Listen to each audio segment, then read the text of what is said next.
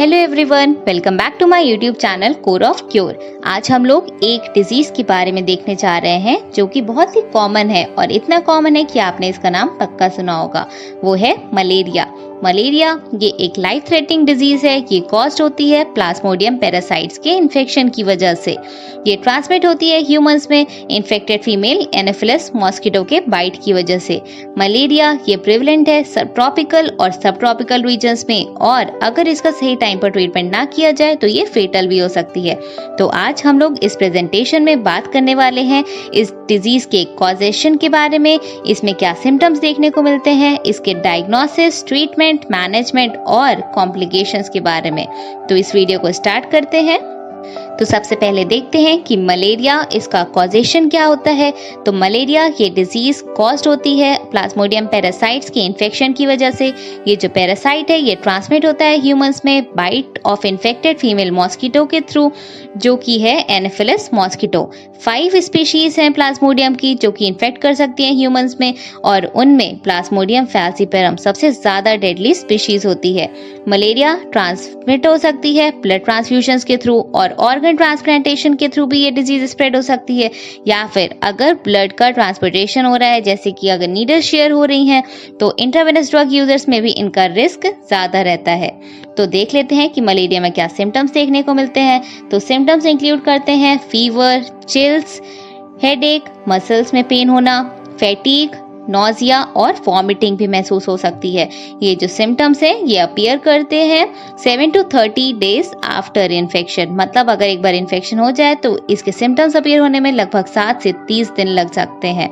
Severe cases में malaria cause कर सकता है सीजर्स, कोमा और डेथ भी कॉज हो सकती है पर्सन में अगर सही टाइम पर ट्रीटमेंट ना मिले तो। सिम्टम्स ये वैरी करते हैं डिपेंडिंग कि कौन से स्पीशीज से आपके ऊपर इन्फेक्शन हुआ है, कि प्लाज्मोडियम का कौन से स्पीशीज ने इन्फेक्शन कॉज किया है। जैसे कि हम जाने कि प्लाज्मोडियम की बहुत सारी स्पीशीज प्रिवलेंट है, लेकिन most commonly 5 types of species common होती हैं। तो आइए देख लेते हैं कि मलेरिया का डायग्नोसिस कैसे किया जा सकता है। तो ब्लड टेस्ट के थ्रू डिटेक्शन किया जा सकता है प्लाज्मोडियम पैरासाइट्स का।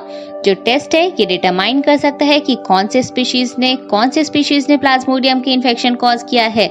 और रैपिड डायग्नोस्टिक टेस्ट ये भी अवेलेबल हैं जो कि रिजल्ट आपको दे देते हैं 15 to 20 मिनट्स के अंदर ही कि मलेरिया का इन्फेक्शन हुआ है कि नहीं हुआ है। ये इंपॉर्टेंट होता है कि जल्दी से जल्दी इसका डायग्नोसिस किया जाए और ट्रीटमेंट किया जाए मलेरिया का, ताकि कॉम्प्लिकेशंस और अल्टीमेटली डेथ को प्रिवेंट किया जा सके।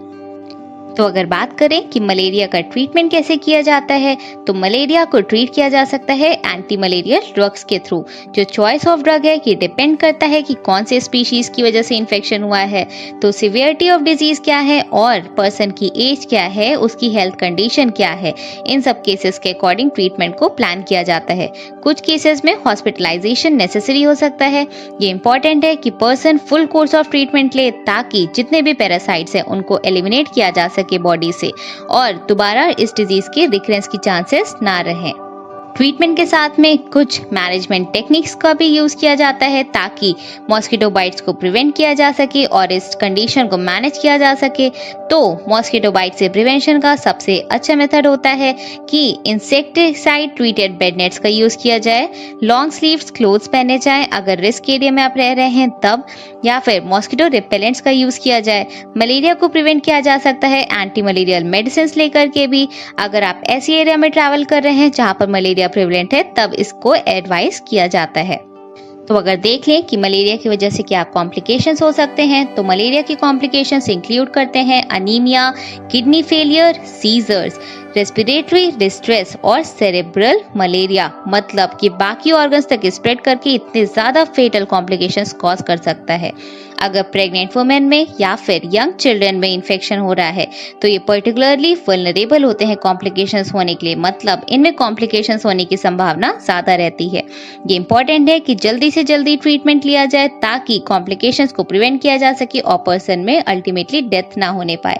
तो आज हम लोगों ने देखा मलेरिया के बारे में, जो कि एक सीरियस और लाइफ थ्रेटनिंग डिजीज है। ये अफेक्ट करती है मिलियंस ऑफ लोगों को। ये कॉज होती है प्लाज्मोडियम पैरासाइट के इन्फेक्शन की वजह से, जो कि ट्रांसमिट होता है ह्यूमंस में एनोफिलस मॉस्किटो के बाइटिंग की वजह से। अर्ली डायग्नोसिस और प्रॉम्प्ट ट्रीटमेंट ये हेल्प कर सकता है कॉम्प्लिकेशंस को प्रिवेंट करने में और डेथ को प्रिवेंट करने में।